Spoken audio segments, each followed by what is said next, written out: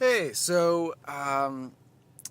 this past weekend was MagFest 2018, and me and Savannah gave a quick panel discussion about kind of how VR is doing, its struggles, but also its really impressive potential that a lot of people don't fully understand, and the challenges that come along with that potential. So we just did that, and it was really, really fun. And I came into it thinking, I think this is something that people will find interesting, but I'm not sure how many. Oh, yep, go ahead. Um,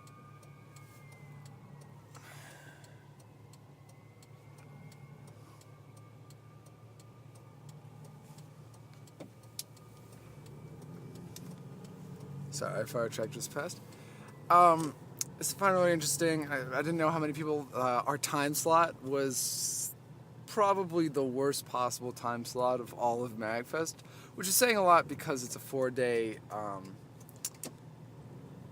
event. But we were on a Sunday at 2 to 3 p.m. And literally at 2:30 p.m., so halfway through our panel, they gave the wrap-up. The MagFest organizers were having a wrap-up panel where they're discussing how, what people liked or didn't like. So they were already talking about, what did you think about MagFest? Halfway through us talking about, our part of MagFest, what we were discussing, which was VR kind of theory, and then also dating game theory. So that was really funny, but the fact that so many people did come, I think someone said a number around 50 people showed up, which when more than half of the attendees had already left because there were no events after 3 p.m. I was really happy with that. And most of the people that did come asked lots of questions and stayed afterwards to talk. But anyways, you should definitely check that out if you didn't go or if you're curious.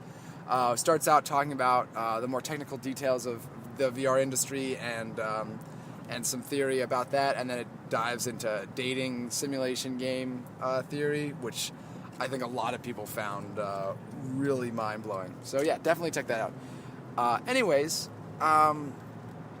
One thought that I had that struck me actually as one of the questions, sort of a tangent of one of the questions that I was asked at the panel was the cliche of opposites attract.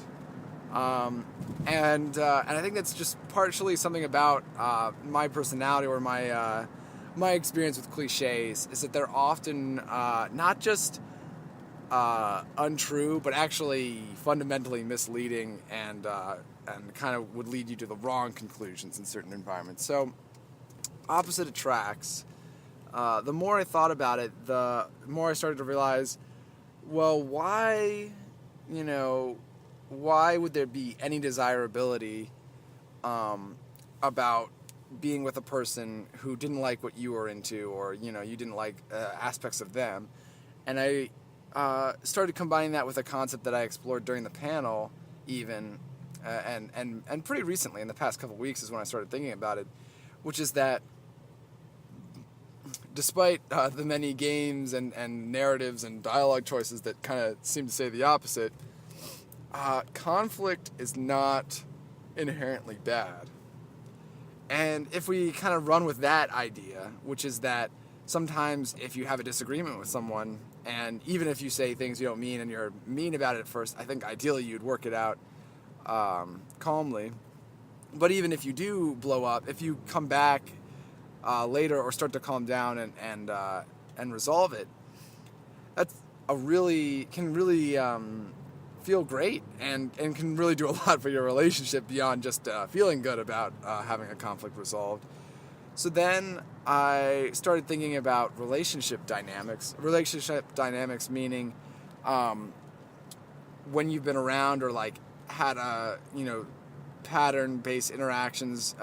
When I say pattern, all these points are based on subpoints or subterms that I haven't explained. Sorry.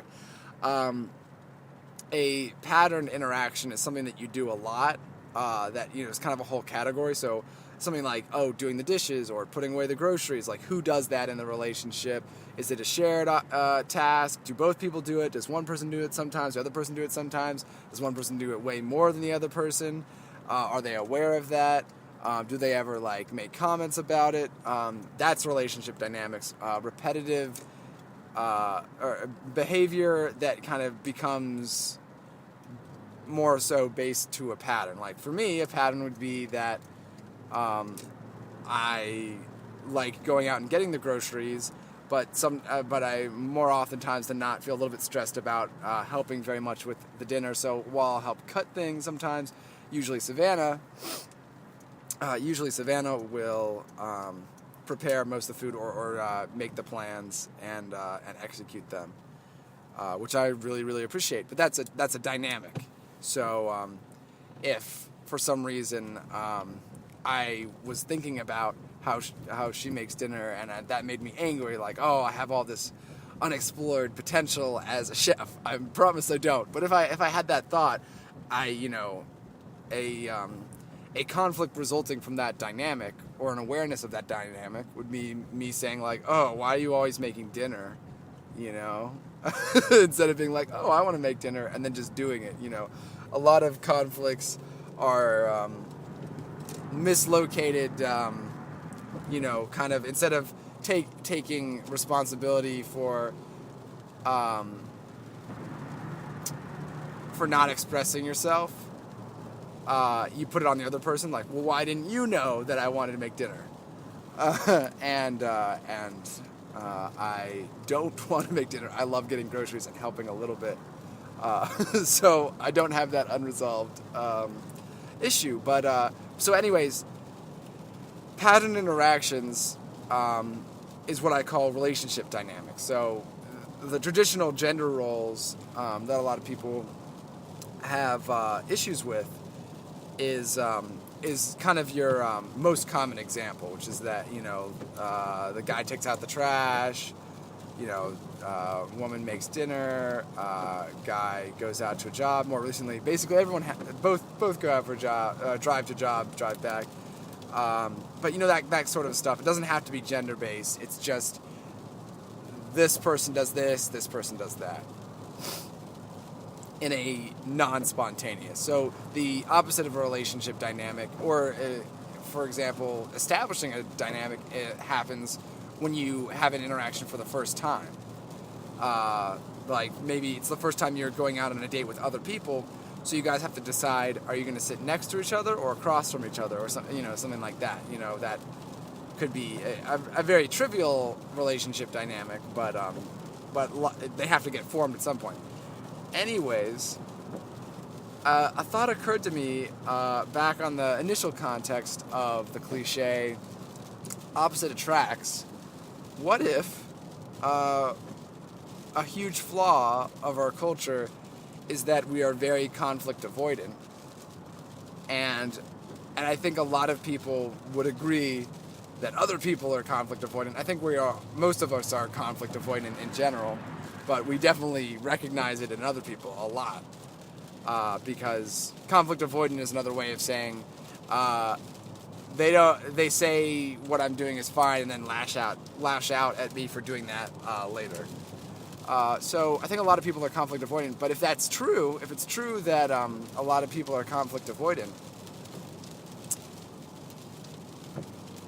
and it's also true, we're assuming the cliche is correct that opposites attract, or there's some connection there that is harder to achieve or less visible when the people are not visibly different from each other, or don't share the hobbies or have some sort of conflict over it. If we accept that conflict avoidance is a very common trait, then it might actually start to make sense that if you're very different from somebody, you might actually develop in some ways by accident, you might develop some very healthy, spontaneous relationship dynamics. So instead of, so if you have the same interests, say you meet a girl and you both, play sports like volleyball or soccer or something like that, or ultimate frisbee. That's something I actually played, so I'll use that as an example. Say you meet the girl playing ultimate frisbee, and you both love it. It's a lot of fun, and at least at first, your relationship is basically just ultimate frisbee. You talk about it, you play games, you congratulate each other when you win, you give each other tips when you don't win. But an interesting thing that is sometimes not there or missing from a relationship that's developed when you have shared interests is you're not actually orbiting conflicts as much. In some cases, you can not have any conflict at all for a long time, and before you have practice, negotiating conflict with the other person, you're invested in the other person. And what I mean by investment is you've got a relationship, and you can't, you automatically are going to care more and more about people the more you get to know them, assuming that it's not in the reverse. Some people you get to know more and you care less because they're frustrating or you don't like them.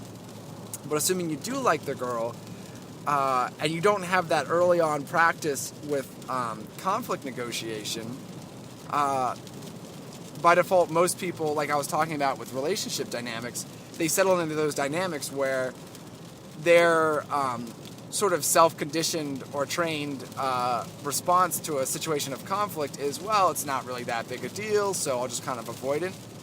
So if the big thing you have in common is